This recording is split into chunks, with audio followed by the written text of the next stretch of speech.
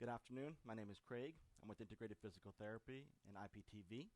IPTV is the digital manifestation of the brick and mortar company that we have here at Integrated Physical Therapy in North Miami and in Hallandale. We've gone ahead and put together tons of videos for you.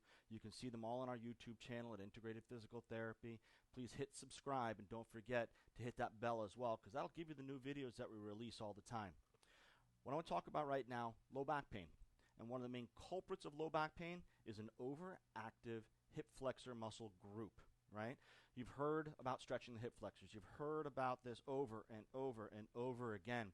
And the reality here is it's not about stretching the hip flexors. It's about integrating the hip flexors into better coordination of movement. Right? So our hip flexors are decelerators. So what we want to do is we want to work them in what's called an eccentric movement. In other words, a negative. Muscle contracts and lengthens at the same time. So that's what we're going to do right now. I'm going to show you a couple ways to open that up, and then we'll increase it from there. So I'm going to turn a little bit sideways. And I've got our foam pad here, our Integrated Physical Therapy foam pad here, and I'm going to bring my pelvis right up underneath me. And sometimes, just by bringing my pelvis up underneath me, this might be enough of a stretch. Okay? Remember, we talked about releasing, stretching, and integration of movement. So this might be a good way to stretch. Now, if I'm going to provide just stretching, I'm going to need to hold this for 3 to 5 minutes.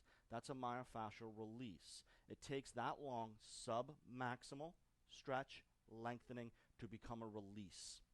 If I want to integrate into function, what I can do is, again, keeping my pelvis tucked up underneath me, lean forward just ever so slightly. Now notice how I'm not dumping into my pelvis. I'm not arching my back. I'm keeping my pelvis right up underneath me. And my back foot is going to push down into the ground. By pushing down into the ground, I'm going to activate my quads. From here, I'm going to come back to my start position.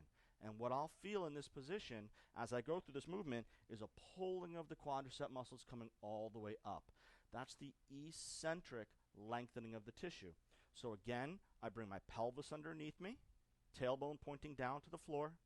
I very gently lean forward, making sure that my tailbone is engaged and pointing downward. My quads become engaged here.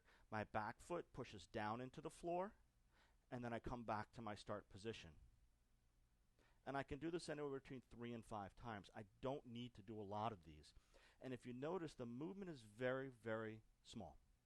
I'm not going all the way forward because I won't be able to engage. I'm not doing very little because I haven't done enough. I'm going to find that sweet spot right in between where my glute can stay engaged, my hip flexor can open. When I push down, my glute will lose its engagement because my quad is now activated, my hip flexors, and I come back to my start position.